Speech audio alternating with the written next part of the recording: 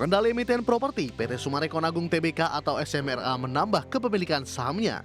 Langkah ini dilakukan di tengah tekanan kinerja dan pergerakan harga saham yang masih melemah sepanjang tahun ini.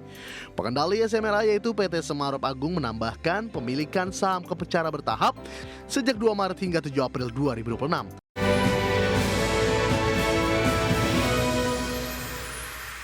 Ya, pengendali emiten properti PT Summarecon Agung Tbk atau SMRA menambah kepemilikan sahamnya. Langkah ini dilakukan di tengah tekanan kinerja dan pergerakan harga saham yang masih melemah sepanjang tahun ini. Pengendali emiten properti PT Summarecon Agung Tbk atau SMRA menambah kepemilikan sahamnya. Langkah ini dilakukan di tengah tekanan kinerja dan pergerakan harga saham yang masih melemah sepanjang tahun ini. Pengendali SMRA yaitu PT Semarop Agung menambahkan pemilikan saham secara bertahap sejak 2 Maret hingga 7 April 2026. Dalam 18 kali transaksi, Semarop membeli total 27,95 juta saham dengan harga berkisar antara Rp324 hingga Rp369 per saham. Aksi ini meningkatkan kepemilikan dari 35,83% menjadi 36% atau setara 5,94 miliar saham. Manajemen menyebut status kepemilikan ini bersifat langsung dan akan dipertahankan untuk menjaga pengendalian. Namun di pasar saham SMRA masih berada di level Rp334 per saham, turun 8,7% dalam sebulan dan terkoreksi 12,04% sejak awal tahun. Sementara itu, kinerja keuangan perusahaan pada 2025 mengalami penurunan. Pendapatan neto tercatat Rp8,76 triliun, turun 17,47% dibandingkan tahun sebelumnya. Laba bersih juga menyusut 44,18% menjadi Rp766,55 miliar. Kondisi ini menjadi tantangan bagi perseroan di tengah dinamika sektor properti. Berbagai sumber IDX Channel. Pemirsa, FTSE Russell resmi mempertahankan status pasar modal Indonesia di secondary emerging market, di mana FTSE Russell juga belum mempertimbangkan Indonesia untuk dimasukkan ke dalam watchlist dan akan terus memantau perkembangan reformasi serta berinteraksi dengan pelaku pasar. FTSE Russell menegaskan saat ini masih mencermati implementasi berbagai langkah reformasi yang tengah dijalankan di pasar modal Indonesia. Langkah pemantauan ini dilakukan setelah FTSE Russell menunda peninjauan indeks Indonesia di Maret 2026. Sejak saat itu, evaluasi difokuskan ke efektivitas kebijakan yang telah diluncurkan otoritas dalam respons sejumlah catatan terkait kualitas data dan keterbukaan informasi. Sejumlah inisiatif yang telah diperkenalkan diantaranya peningkatan keterbukaan pemegang saham, perluasan klasifikasi investor, penerapan batas minimum free float, serta penguatan sistem pengawasan pasar. Reformasi ini diharapkan dapat memperbaiki keandalan data serta meningkatkan kepercayaan investor. FTSE Russell menegaskan akan terus berkoordinasi dengan pelaku pasar untuk menghimpun masukan atas implementasi kebijakan tersebut. Hasil pemantauan ini akan menjadi salah satu dasar dalam menentukan perlakuan terhadap sekuritas Indonesia pada peninjauan indeks berikutnya. Berikut poin-poin utama dari pengumuman FTSE Russell terkait Indonesia status tetap. Indonesia masih berada pada kategori secondary emerging market, sehingga FTSE Russell belum mempertimbangkan Indonesia untuk dimasukkan ke dalam daftar pemantauan. FTSE Russell terus memonitor reformasi integritas pasar modal Indonesia. Penilaian difokuskan ke peningkatan transparansi, integritas, dan tata kelola pasar. Evaluasi dilakukan setelah penundaan indeks review Indonesia di Maret 2026. Menjawab isu transparansi dan keandalan data yang sebelumnya disorot, FTSE Russell akan terus berdialog dengan investor dan pelaku pasar untuk mendapatkan masukan. Keputusan lanjutan akan diumumkan menjelang indeks review Juni 2026. Basis keputusan akan mempertimbangkan progres implementasi reformasi dan umpan balik dari pemangku kepentingan. Sementara itu, analis saham dalam publikasi riset tim analis Lotus Andalan Sekuritas mengatakan rumor yang berkembang bursa saham Indonesia terancam dikeluarkan dari kategori secondary emerging market oleh FTSE Russell dibantah dengan fakta terbaru. Sebuah indikator penting bahwa tidak ada proses downgrade yang sedang berjalan. Dari berbagai sumber untuk IDX Channel. Pemirsa, arus keluar dana asing dari pasar negara berkembang atau emerging markets melonjak tajam pada Maret 2026 mencapai 70,3 miliar dolar Amerika. Meski demikian, Institute of International Finance menilai tekanan outflow pada Maret belum mencerminkan krisis pendanaan secara menyeluruh dan menyebut kondisi ini sebagai periode risk off yang terkonsentrasi. Arus keluar dana asing dari pasar negara berkembang atau emerging markets melonjak tajam pada Maret 2026 mencapai 70,3 miliar US dollar atau terbesar sejak gejolak pasar pada awal pandemi 2020. Melansir Reuters, data dari Institute of International Finance (IIF) menunjukkan tekanan terbesar berasal dari aksi jual di pasar saham terutama di kawasan Asia. Selain itu, investor juga menarik dana dari instrumen pendapatan tetap. IIF menyebut kondisi ini sebagai pembalikan tajam dari arus masuk dana yang sangat besar pada Januari dan masih positif pada Februari. Perubahan ini mencerminkan pergeseran rezim akibat guncangan geopolitik besar, khususnya konflik Iran yang pecah sejak akhir Februari. Secara rinci, arus keluar dari saham negara berkembang mencapai 56 miliar US dollar, terbesar dalam setidaknya 2 dekade terakhir. Laporan tersebut menunjukkan bahwa Asia menjadi pusat tekanan terbesar. Kawasan emerging Asia menyerap hampir seluruh pembalikan arus dana di pasar saham setelah sebelumnya menikmati aliran dana masuk yang kuat di awal tahun.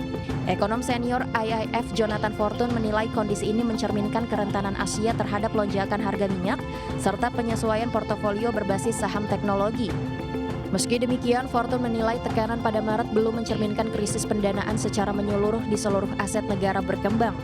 Ia menyebut kondisi ini sebagai episode risk-off yang terkonsentrasi. Berbagai sumber IDX Channel. Pemirsa, harga minyak merosot tajam pada perdagangan Rabu, bahkan turun di bawah level $100 per barrel. Pemirsa, seiring dengan meningkatnya harapan Selat Hormuz akan segera dibuka kembali setelah Presiden Donald Trump menyetujui gencatan senjata 2 pekan dengan Iran.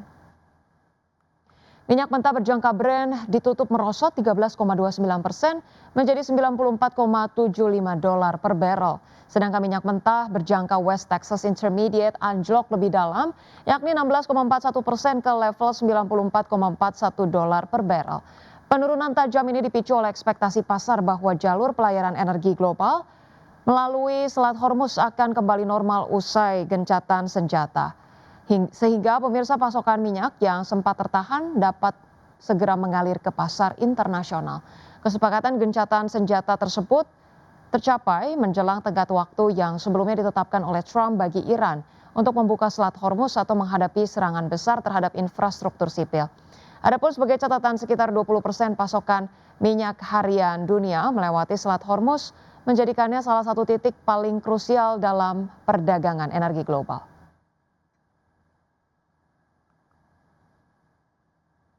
Ya, pemirsa, selanjutnya dari bursa global, bursa ekuitas Wall Street menguat tajam pada perdagangan Rabu setelah tercapainya gencatan senjata 2 pekan antara Amerika Serikat dan Iran memicu lonjakan sentimen investor. Ketiga indeks utama mengalami rally besar sejak pembukaan pasar dipacu oleh optimisme global setelah kesepakatan yang dimediasi Pakistan menghentikan sementara konflik yang dimulai dengan serangan gabungan Amerika Serikat dan Israel ke Iran pada 28 Februari. Ya, baik pemirsa, kami hadirkan informasinya. Pada perdagangan Rabu, indeks Dow Jones Industrial Average ditutup melambung 2,85% ke level 47.909. Kemudian indeks S&P 500 melesat 2,51% ke posisi 6.782 dan indeks Nasdaq Composite naik 2,8% ke level 22.634. Sementara itu pemirsa, bursa ekuitas Eropa melesat setelah Presiden Donald Trump menyetujui gencatan senjata selama 2 pekan dengan Iran. Karena investor optimistis jalur perdagangan energi melalui Selat Hormuz segera kembali normal. Kami update informasinya pemirsa, indeks Stock 600 ditutup melambung pemirsa 3,88%. Kemudian ditutup indeks Jerman naik 5,06% ke posisi 24.080. Indeks FTSE 100 Inggris naik 2,51% ke posisi 10.608. Terima kasih Anda masih bergabung sama kami. Pemirsa, seiring rampungnya sejumlah kuisisi tahun 2025 lalu, PT Medco Energi Internasional membidik produksi migas yang lebih tinggi di tahun 2026. Iya, Medco menargetkan produksi migas sebesar 165.000 sampai dengan 170.000 barrel setara minyak per hari atau tumbuh 5,8% hingga 9% dibandingkan tahun sebelumnya. PT Medco Energi Internasional (TBK) pada tahun 2025 mengalokasikan belanja modal sekitar 515 juta dolar Amerika Serikat untuk 3 akuisisi strategis. Langkah tersebut menjadi amunisi perseroan dalam membidik target produksi migas yang lebih besar di 2026. Emiten migas milik keluarga Panigoro ini pada September 2025 mengumumkan akuisisi 45% hak partisipasi sekaligus operator pada kontrak kerja sama Saka Kemang dan 80% hak partisipasi dan operator pada PSG South Saka Kemang. Medco juga menambah kepemilikannya pada PT Transportasi Gas Indonesia melalui serangkaian transaksi terpisah, membuat porsi kepemilikannya bertambah menjadi 40%. Pada Juli 2025, Medco juga mengumumkan telah menyelesaikan akuisisi Fortuna Internasional dari Repsol E&P.